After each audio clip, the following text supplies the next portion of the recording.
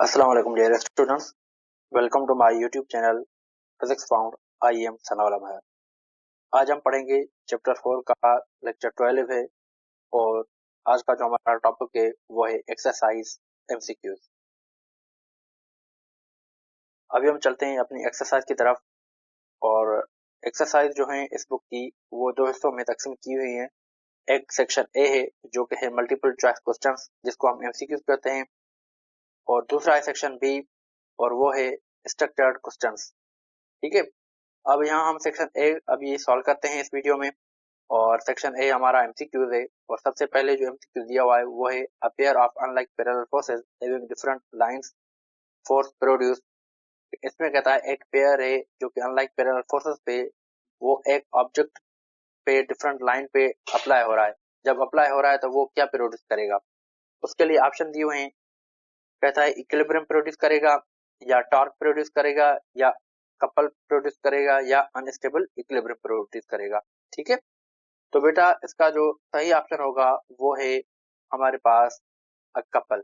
ठीक है, क्योंकि जब दो डिफरेंट लाइन पे एक ही ऑब्जेक्ट पर दो फोर्स लग रहे होते हैं सेम मैग्नीट्यूड के, तब वो कपल प्रोड्यूस करते हैं। ठीक है, और उसके बाद दूसरा एमसीक्यू है हमारे पास, उसमें कहता है head to tail rule can be used to add forces.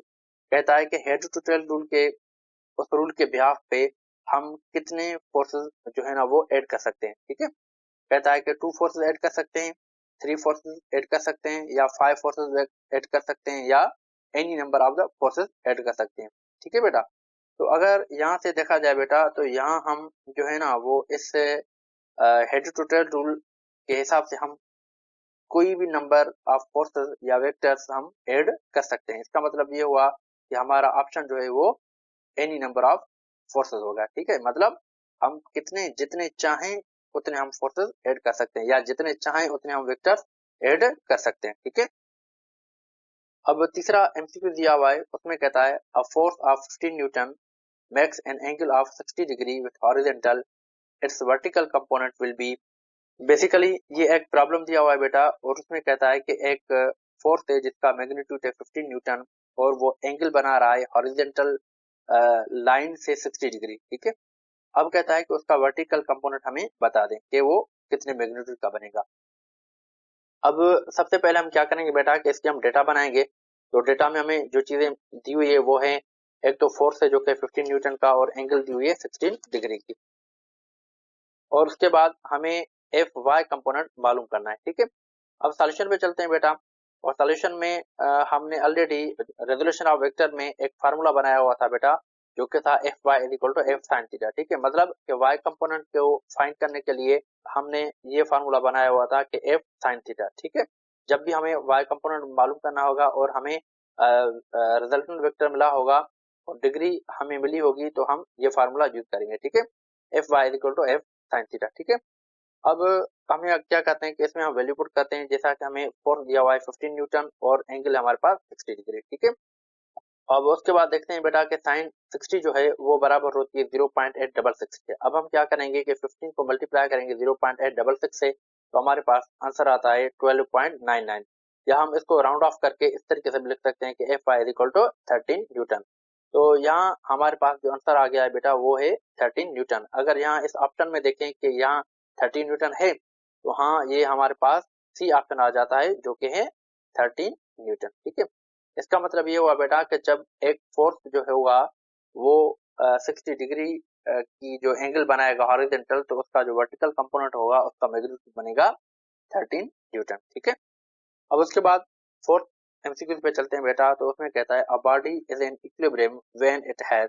कहता है कि अगर कोई बॉडी इक्विलिब्रियम में होगी तो उसमें क्या होगा, उसमें वो यूनिफॉर्म स्पीड में होगी, या उसमें यूनिफॉर्म एक्सेलरेशन होगा, या बोथ होगा, मतलब ए और बी होगा, मतलब कि यूनिफॉर्म स्पीड और यूनिफॉर्म एक्सेलरेशन दोनों ही होंगे, या कहता है कि जीरो एक्सेलरेशन होगा। ठीक है बेटा, तो अगर इस केस में देखा जाए बेटा तो मैंने आप लोगों को समझाया हुआ था बेटा पिछले लेक्चर्स में कि जब कोई भी बॉडी इक्विलिब्रियम में होती है तब उसमें जो एक्सेलरेशन होती है वो जीरो हो जाती है। जब एक्सेलरेशन जीरो होगी तब वो बॉडी जो होगी वो इक्विलिब्रियम में होगी। ठीक है, तो इसका ऑप्शन डी हो जाएगा, जीरो एक्सीलरेशन। अब हम चलते हैं सवाल नंबर 5 की तरफ बेटा। इसमें कहता है a body is in stable equilibrium after slight tilt if its centre of gravity is. कहता है कि एक बॉडी है जो कि स्टेबल इक्विलिब्रियम में है, अगर हम उसको स्लाइटली टिल्ट कर दें, थोड़ा सा टेढ़ा कर दें, तो उसकी सेंटर ऑफ ग्रेविटी कहाँ होगी। कहता है कि remains above the point of contact, या उस कांटेक्ट पॉइंट के ऊपर चली जाएगी, या कहता है कि remains on one side of point of contact, या कहता है कि उस कांटेक्ट पॉइंट के वन साइड पे चली जाएगी, या कहता है pass over the point of contact, या कांटेक्ट पॉइंट से पास होकर चली जाएगी, या कहता है it is at lowest position. ठीक है, या कहता है कि वो उसके लोएस्ट पोजीशन पे आ जाएगी बेटा। ठीक है, तो यहाँ भी हमने पढ़ा हुआ था बेटा कि जब भी कोई ऑब्जेक्ट को हम जब भी किसी भी ऑब्जेक्ट को हम थोड़ा सा टिल्ट कर देंगे, तो उसकी जो सेंटर ऑफ ग्रेविटी है वो उसकी जो है ना बेसिकली लोएस्ट पॉइंट पे आ जाती है। ठीक है, तो यहाँ आपका ऑप्शन बनेगा बेटा डी ऑप्शन होगा। ठीक है, इज एट लोएस्ट पोजीशन, मतलब कि जब कोई स्टेबल ऑब्जेक्ट होगा और उसको हम थोड़ा सा टिल्ट कर देंगे, तो उसकी जो सेंटर ऑफ ग्रेविटी होगी वो उसकी लोएस्ट पोजीशन पे आ जाएगी बेटा। ठीक है, अब सवाल नंबर 6 पे चलते हैं और उसमें कहता है a body is in unstable equilibrium after slight tilt if its centre of gravity. अब यहाँ कहता है कि अगर कोई अनस्टेबल इक्विलिब्रियम में ऑब्जेक्ट पड़ा हुआ है, अगर हम उसको थोड़ा सा स्लाइटली टिल्ट कर दें, तो फिर उसकी सेंटर ऑफ ग्रेविटी कहाँ हो जाएगी। Remains on one side of the point of contact, या remains above the point of contact, या कहता है pass over the point of contact, या कहता है is positioned at its bottom.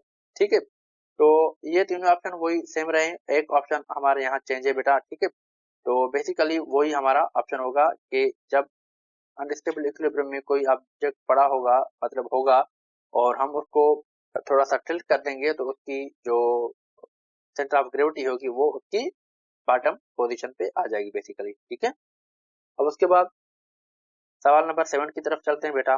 उसमें कहता है a body is in neutral equilibrium when its centre of gravity. अब यहाँ कहता है कि अगर कोई ऑब्जेक्ट न्यूट्रल पोजीशन पे पड़ा होगा, तो उसकी सेंटर ऑफ ग्रेविटी कहाँ होगी। ठीक है, उसकी लोएस्ट पोजीशन पे होगी, या उसके सेम हाइट पे होगी, या हाईएस्ट पोजीशन पे होगी, या कहता है कि उसके बेस पे होगी। ठीक है बेटा, अगर आपने मेरा लेक्चर देखा होगा बेटा कि जिसमें मैंने आपको स्टेट्स ऑफ इक्विलिब्रियम पढ़ाया हुआ था, तो उसमें मैंने इन चीज़ों को कवर किया हुआ था कि जब कोई न्यूट्रल ऑब्जेक्ट को हम थोड़ा सा मूव कराएंगे, तो उसकी जो सेंटर ऑफ ग्रेविटी होगी वो उसकी जो है ना वो सेम हाइट पे रहेगी, बल्कि सिर्फ वो ऑब्जेक्ट अपनी पोजीशन चेंज करेगा। ठीक है, इसका मतलब ये हुआ कि ऑप्शन यहाँ बी हो जाएगा। ठीक है बेटा, और मतलब कि वो उसके सेम हाइट पे रहेगी। ठीक है, अब हम चलते हैं क्वेश्चन नंबर 8 की तरफ, और उसमें कहता है बेटा Bunsen burner is made stable by. अब कहता है कि बंसन बर्नर को हम स्टेबल किस तरीके से कर सकते हैं।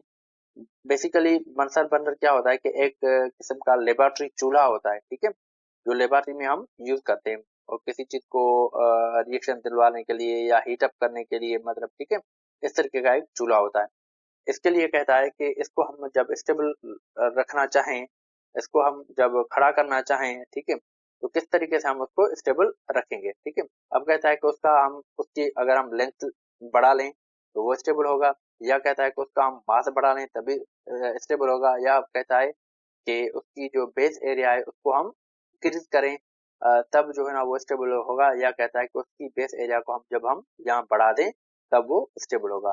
तो बेसिकली क्या होता है बेटा कि जितना हम उसकी बेस एरिया को बढ़ाएंगे उतना वो ज्यादा स्टेबल होगा, मतलब कि यहाँ इसका ऑप्शन डी हो जाएगा कि इंक्रीजिंग इट्स बेस एरिया। ठीक है, अब उसके बाद tight rope walker carries long pole. कहता है कि एक बंदा जो कि रस्सी पे चलता है, लॉन्ग रस्सी पे चलता है पोल की मदद से, तो बेसिकली वो पोल जो होता है वो उसको क्या करता है। ठीक है, और कहता है कि उसकी जो वेट है उसको इंक्रीज करेगा, या कहता है कि उसकी ग्रेविटी जो होती है, उसकी सेंटर ऑफ ग्रेविटी उसको रेज करेगा, या कहता है कि उसकी जो सेंटर ऑफ ग्रेविटी है उसको जो है ना वो लोअर पोजीशन पे लेकर आएगा, या कहता है कि keep is centre of gravity in fix position, यानी कि उसकी सेंटर ऑफ ग्रेविटी को अपनी फिक्स पोजीशन पे जो है ना वो रखेगा। ठीक है, बेसिकली क्या होता है कि जो सर्कस में बंदे चलते हैं ना रस्सी पे, और वो उसके हाथ में एक पोल होता है, एक बड़ा सा डंडा होता है।